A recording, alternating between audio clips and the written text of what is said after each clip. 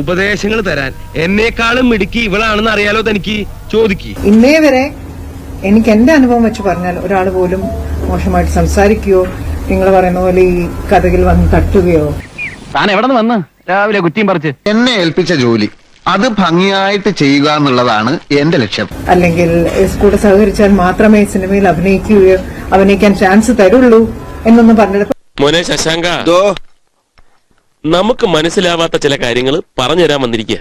അത് തെളിയിക്കാനുള്ള സർട്ടിഫിക്കറ്റ് ഒന്നും എന്റെ കയ്യിലില്ല. നിങ്ങൾക്ക് വിശ്വസിക്കാമെങ്കിൽ വിശ്വസിച്ചോളൂ. ആരോ നേരത്തെ പറയുന്നത് കേട്ടു, ഈ ഒരു പ്രമുഖ നടിയെ ഒരുപാട് കാലം സിനിമയിൽ നിന്ന് മാറ്റി നിർത്തിയിട്ടുണ്ട്. മൂക്കി തൊടാ ഇങ്ങനെ തൊട്ടാ പോരെ, ഇങ്ങനെ ചുറ്റണോ? കാര്യം പറഞ്ഞു തൊലയെണ്ണ. ചാൻസുകൾ കൊടുത്തില്ല.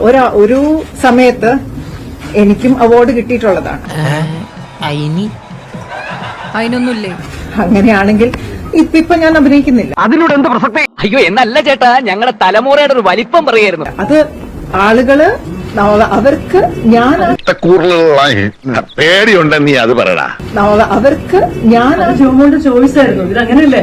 എന്ത് പറ്റി ആർച്ചേ ഊരിവാൾ ഇത്ര പെട്ടെന്ന് ഉറയിലോട്ടിടാൻ?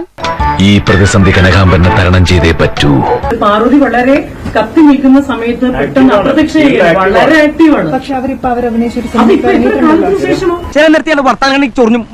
നീ എന്താ ഇങ്ങനെ സംസാരിക്കുന്നത്? നിനക്ക് അറിയും കൂടി ഇല്ലാത്ത ഒരാളിനെ കുറിച്ച് അത് പറയാൻ എനിക്കൊരു നാണോ ഇല്ല. അത് ഞാൻ അങ്ങനത്തെ കാര്യങ്ങളൊക്കെ ഒരു ഡയറക്ടറുടെയോ അല്ലെങ്കിൽ ഒരു റൈറ്ററുടെയോ ക്രിയേറ്റിവിറ്റിയെ നമുക്ക് ചോദ്യം ചെയ്യാൻ പറ്റും. സാധാരണ ആരെങ്കിലും ചോദിച്ചാൽ ഞങ്ങൾ ഇങ്ങനെയാ പറയാറുള്ളത്. ഒരു എക്സ്പ്ലനേഷൻ ധാരാളം മതി സർ. സമ്മതിച്ചിരിക്കുന്നു നിന്റെ ചങ്കൂറ്റം. താങ്ക്സ്. ചങ്കൂറ്റമല്ല അവസ്ഥ. പറഞ്ഞതിന്റെ പേരിൽ ആർക്കും അവസരം ലഭിക്കാതിരുന്നിട്ടില്ലെന്നാണ് പറയുന്നത്. അങ്ങനെ ചോദിച്ചാ ഞാനൊരു ദീർഘനിശ്വാസം വിട്ടോട്ടെ.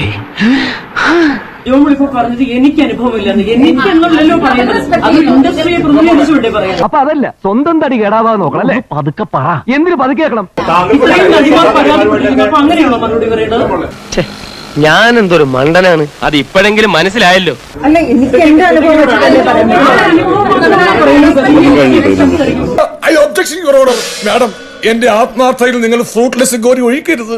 നിങ്ങൾക്ക് സഹപ്രവർത്തകർ ഒരുപാട് പേരുണ്ട്. ഇത്തരം അനുഭവങ്ങൾ ഷെയർ ചെയ്തിട്ടുണ്ടാവാം, അല്ലെങ്കിൽ ഇത്തരം അനുഭവങ്ങൾ ഉള്ളവരെ പറ്റി കേട്ടിട്ടുണ്ടാവാം. അല്ലാതെ പക്കേ ഇങ്ങനെ സുതാര്യമായ ഒരു അവസ്ഥയിലാണ് സിനിമ മേഖല പോകുന്നെങ്കിൽ ഇപ്പൊ ഈ ഹേമ കമ്മിറ്റി റിപ്പോർട്ട് ഉണ്ടാവത്തില്ലായിരുന്നു. അറിയില്ല, എനിക്കൊന്നും അറിയില്ല. അതെ, ആ സമയത്ത് അന്നശ്രീ ക്വസ്റ്റ്യൻസ് ചോദിക്കരുത്. അതല്ലേ സിദ്ദിഖ പറഞ്ഞത്. അങ്ങനെ അനുഭവങ്ങൾ നമ്മളുടെ അടുത്ത് വന്നിട്ടുണ്ടെങ്കിൽ, നമ്മൾ അറിഞ്ഞിട്ടുണ്ടെങ്കിൽ തീർച്ചയായിട്ടും നമ്മൾ അവരുടെ കൂടെ തന്നെ ആയിരിക്കും.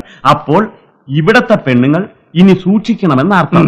പിന്നെ ഞങ്ങൾക്ക് ഇപ്പൊ അധികാരം കയ്യിലുള്ളതുകൊണ്ടേ ഒരു പ്രശ്നമില്ല. അച്ഛന് മനസ്സിലായില്ലേ? നാളെ ഇതേ നേരത്തെ വന്നോട്ടാ.